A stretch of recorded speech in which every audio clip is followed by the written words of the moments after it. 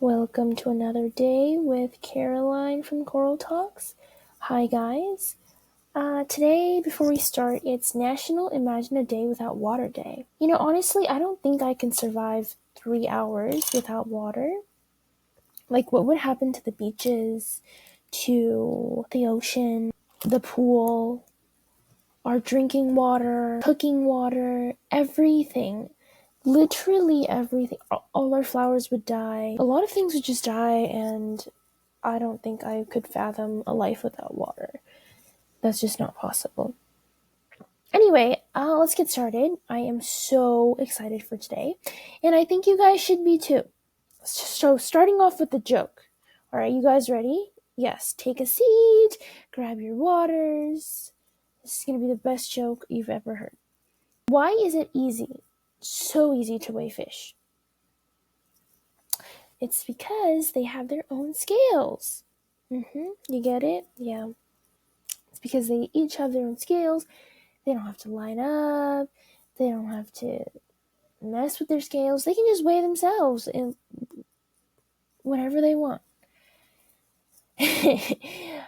Okay, so today is going to be an optimistic fun fact of the ocean. I feel like I should respect the name of my podcast, Coral Talks, and talk about something with coral. So, Elkhorn coral specifically. And if you don't know what Elkhorn coral is, it is coral that looks like a horn. There is different kinds of corals everywhere in a specific habitat, in different regions of the ocean, but they're all different. Like, it's not just, oh, hey, look, there's a bunch of coral. Because scientists, the fancy scientists, they have a name for every single type of coral there is, and I just found that out. Okay, so right now I'm talking about Elkhorn coral, which is coral that looks like horns. Just blobs and blobs of coral that looks like horns. And that type of coral is really important because their horn-like shape, provides home to a lot of fish, a lot of other coral, sea creatures, but unfortunately they are dying off because of the climate change and the heat. So scientists are trying to crossbreed elk coral, and they recently successfully have been able to crossbreed Elkhorn coral from Florida with Elkhorn coral from Tila, Honduras. And you may be asking why this crossbreed does anything. The reason is because the Elkhorn coral from Honduras is surviving throughout all this heat change. It's actually pretty invincible. The reason behind that is because they are said to have genes that are able to help them resist heat, and that helps them survive the warming waters to the point where they're called invincible. Florida's Elkhorn coral have been dying off and really, really endangered with the increasing heat, but because of their importance, they need to survive. They need to be there. So crossbreeding the coral that has the heat-resistant genes with the ones in Florida that do not will hopefully help future generations of elk coral in Florida survive this ever-warming water and continue to provide homes for all the fish and all the life in the sea. Yay, that's very exciting. Now, this episode's question, the second section, is going to go to Courtney and Sophia, who are wondering about sea otters. I love how two people are wondering about the same things, and how honestly I am too. Sea otters are such a vibe. They're so mysterious, so quirky, and so cute. I never really honestly knew much about sea otters. And sometimes I get sea otters and sea lions confused. I don't know if it's just me. I hope not. I hope a lot of people get them confused because they all look cute. They all looked kind of similar, right? So I don't know. But two people asking wondering about the same thing just means I get to yap about it. And I'm so excited. Hopefully I get sea lions and sea otters straight by the end of this. And I've done some research because I would not be able to talk about sea otters if I had not researched this. My friend Sophia was talking to me about wanting to know how sea otters live because apparently the local sea otters in California, they just float along the kelp forests. Like, imagine living your life floating in a kelp forest. How cool would that be? Floating in a kelp forest for the day, whenever you feel tired or you're done with whatever you're doing, and you can just go take a break floating in the kelp forest, feeling the kelp. How majestic would that be? And how cozy would that be? Yeah, there's lots of things I can talk about sea otters because it's such a broad question.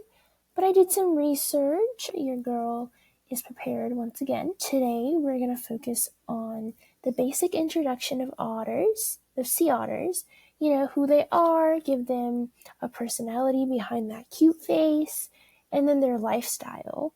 You know, as the cute celebrities they are, we must know how they live, right? And finally, this last part is for myself, but we are going to get this straight. What is the difference between a sea otter and a sea lion? I'm really excited about that part. Let's get started. The basic introduction of sea otters.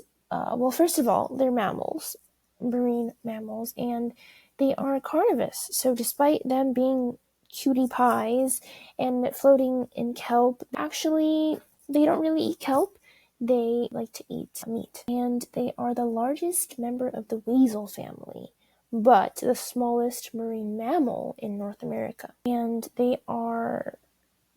So it's interesting because they're small marine animals, because usually mammals are really large, but they're also the biggest in the weasel family because weasels are usually very small. They are only 4 feet long and around 65 pounds heavy. Unfortunately, they are endangered.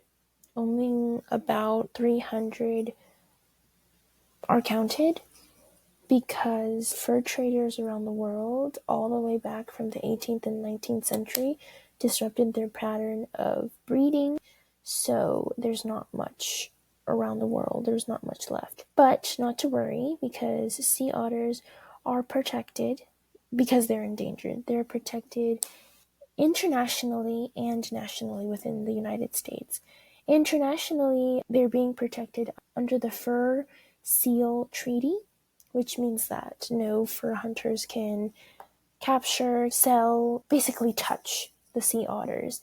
And nationally within the United States, sea otters are protected with the Marine Mammal Protection Endangered Species. That was set to action in the 1970s. That means to keep away from the sea otters. Let them live their life, let them be happy, let them live.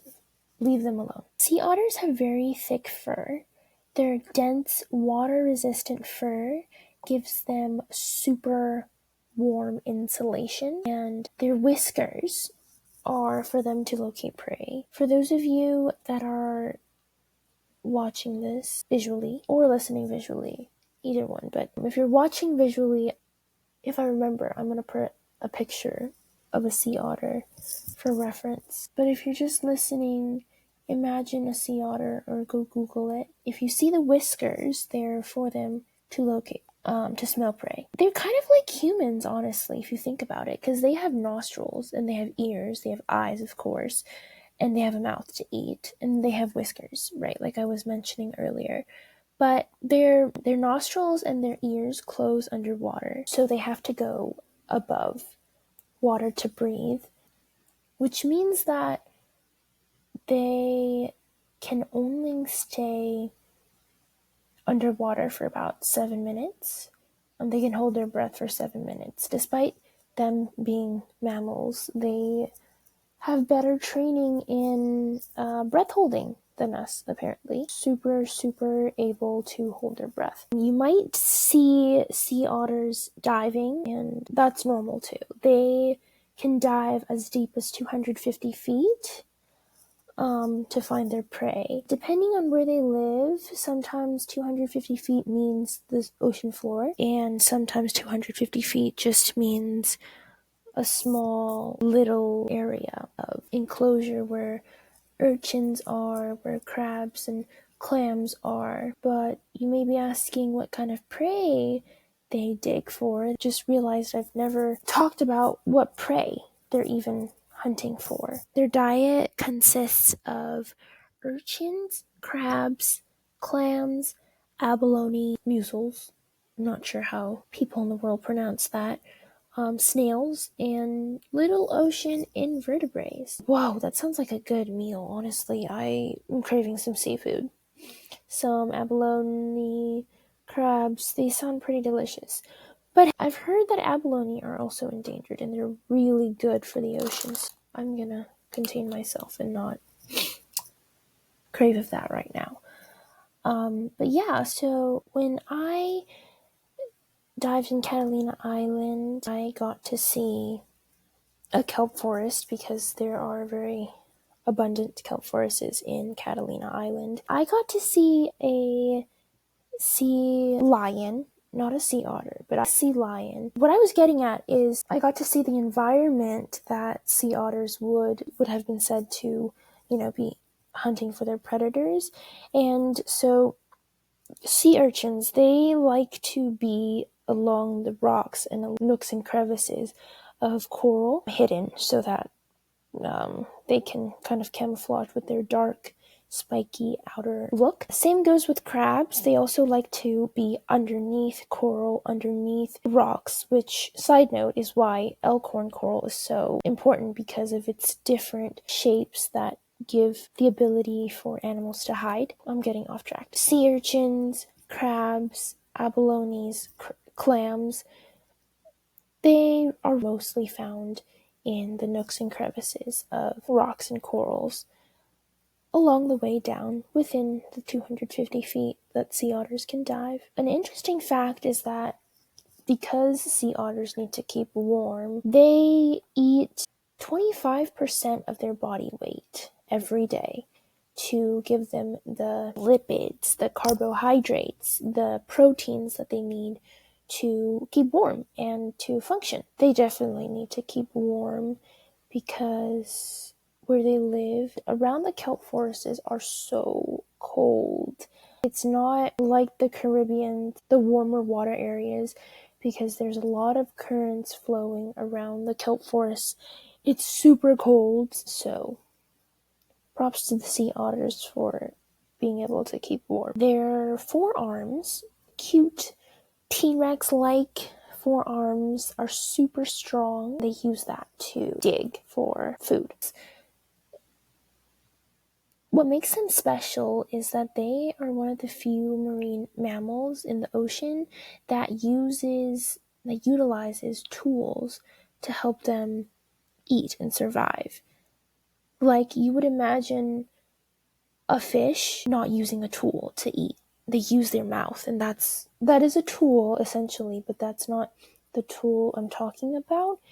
What I mean by otters using tools to eat is that when otters go under and dive for urchins and clams, they bring it up to the surface first to breathe and then use their hands or whatever other object is nearby to peel the urchin apart to eat the insides. And they use natural resources around them, not only their hands, to peel the crab or peel clam to get to their food, which is something really intelligent and really special about them. Like I was mentioning earlier, they only breathe air above surface. They don't breathe in the water like fish do, which is why they only can dive for 7 minutes underwater, and why their nostrils and ears close underwater, like as humans.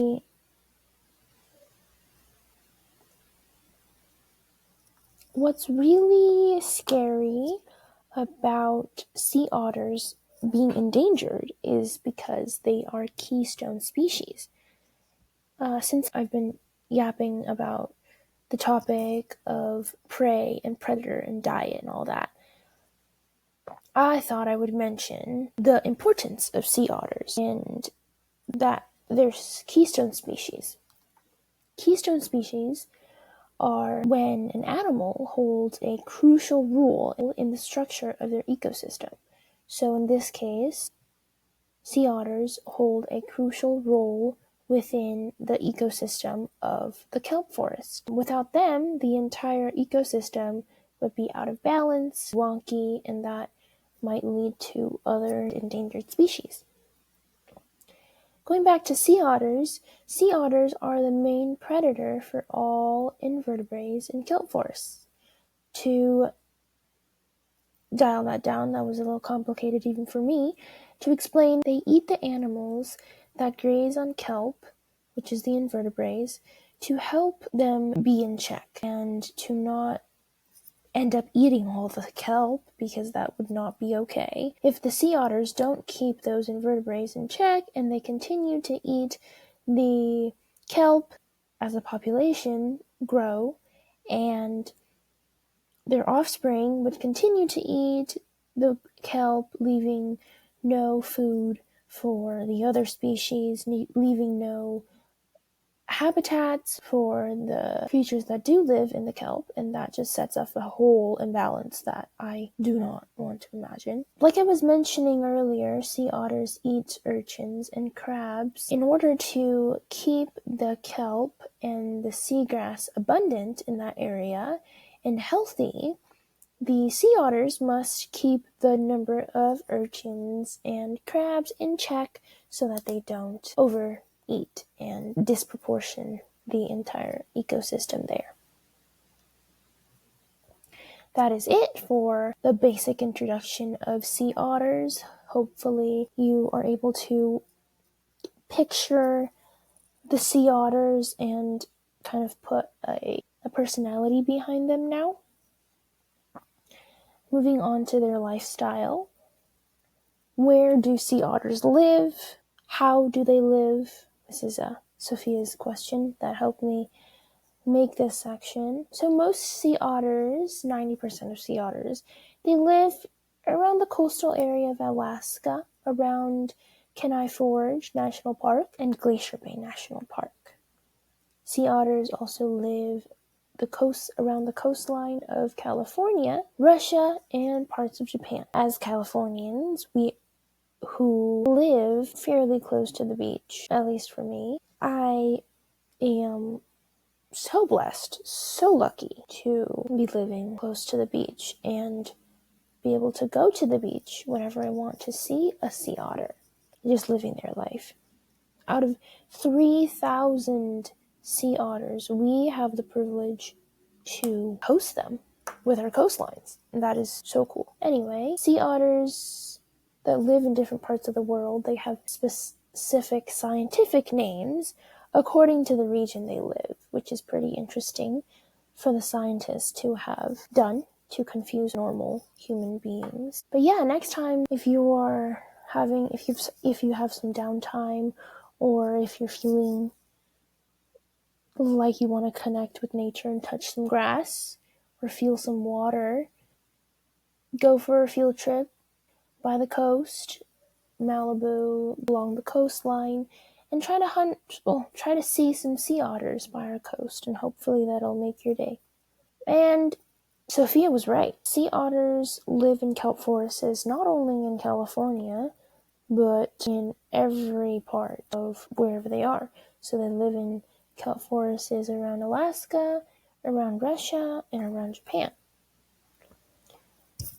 Little old me thought that kelp forests only exist in California, so that was something I humbled myself with this week. Because they live in those habitats, they do rest and float on the beds of kelp. They often eat their meals in that relaxed tummy-up position. They entangle themselves within the kelp to keep from the currents, like I was mentioning, the high currents, to keep the currents from pushing them away from their origin point. Sea otters are capable of spending their entire life in the ocean, at sea, in kelp forest habitats, and they rarely come on land. They only come on land to rest when they feel safe, when there's no humans, no predators in sight, and that is usually at night. Or another possibility of when they rest on land is when they are sick or injured. Sea otters are social animals, but they only hang out by gender. The girls like to get in their gossip, and the boys like to hang out with each other and talk about the sports, talk about the ladies as well. But yeah, when a group of sea otters by gender float and hang together on the surface of the water, that is called a raft. Buddies stick together, they make a raft. It's so cute. And they usually hang out together. So it's common to see sea otters together, or it's also common to see them alone when they're finding their prey and eating. On to mating. How do sea otters mate? As mating is very essential for the continuation of these endangered species, I found that it would be beneficial to talk about mating. So males will spend a few days with the female to mate, groom, and to rest. I have to say, sea otter males are not very loyal, because after those few days, they go on to find another female to mate, which I guess is good for the regeneration of sea otters, but hey, imagine the female sea otter's feelings being hurt. It's so sad. The process of mating is pretty violent. I searched up the video. It looks like the male is fighting the female. They just look like they're pushing each other in a fight with each other underwater. And I'm assuming, because they can only stay underwater for 7 minutes or so, that mating doesn't really take long for them. They just look like they're fighting underneath the water for about 7 minutes, and they go up and boom, that's done. So pretty interesting to have learned about their mating style and mating processes. Now, the last and final section. The difference between the sea otter and the sea lion. There are some similarities and there are some differences. They are similar in the way that they are both marine mammals, but they are different because sea otters belong in the weasel family, while sea lions are related to pinnipeds, which are, in simpler terms, seals and walruses. So sea lions, seals, walruses, they are a family. They belong together. And sea otters are just the soul in a weasel family. They're part of the weasel family, but they're an outcast because they look like a sea lion and they're so big within that family. Sea lions have blubber instead of really dense fur that I mentioned sea otters having to keep them warm, because sea lions need to stay warm as well. And sea lions spend an equal amount of time on land and in water, and they can do so with their flippers. They have flippers that help them flop on land if they want to be on land, which means that they are definitely louder than otters. If you've been to San Francisco, the coast of San Francisco, you might have seen sea lions flapping about rocks and making sounds. That is for sure a sea lion. So the next time you go and you see an animal that you are wondering if it is a sea otter or a sea lion, just look at their flippers, listen to them for a while, see if they make an obnoxious loud sound. If they do, they're most likely sea lions. Now, otters and lions, they are both social, but they're a different kind of social.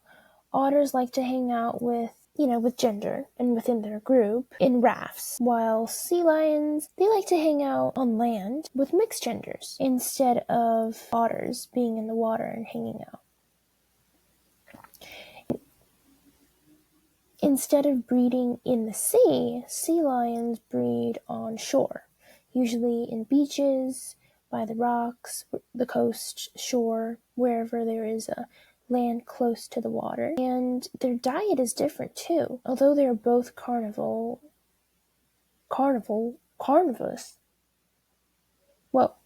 Carnivores, sea lions are more fish and squid, so bigger meat choices compared to otters. They only eat invertebrates, the small crabs, urchins that need tools to open and eat. So sea lions often just grab and go with their easy choice of food that they can hunt and eat within a matter of seconds, while otters are more delicate.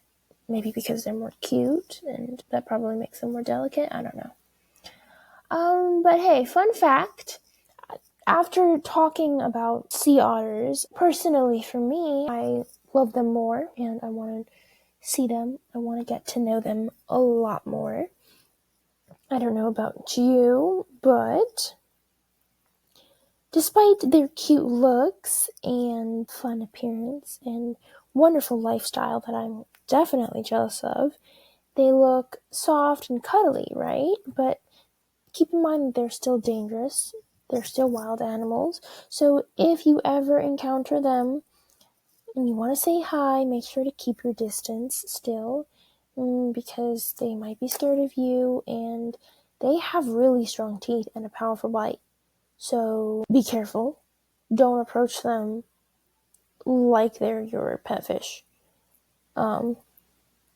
Keep a distance from them, admire them from afar, and respect them with distance. I think that was it. That was the topic of sea otters. I've answered Courtney and Sophia's question a little bit more about sea otters. Hopefully you learned something interesting today. Hopefully you had a nice giggle out of my joke, because I think that was wonderful, right? You can't tell me it wasn't. And thank you for listening.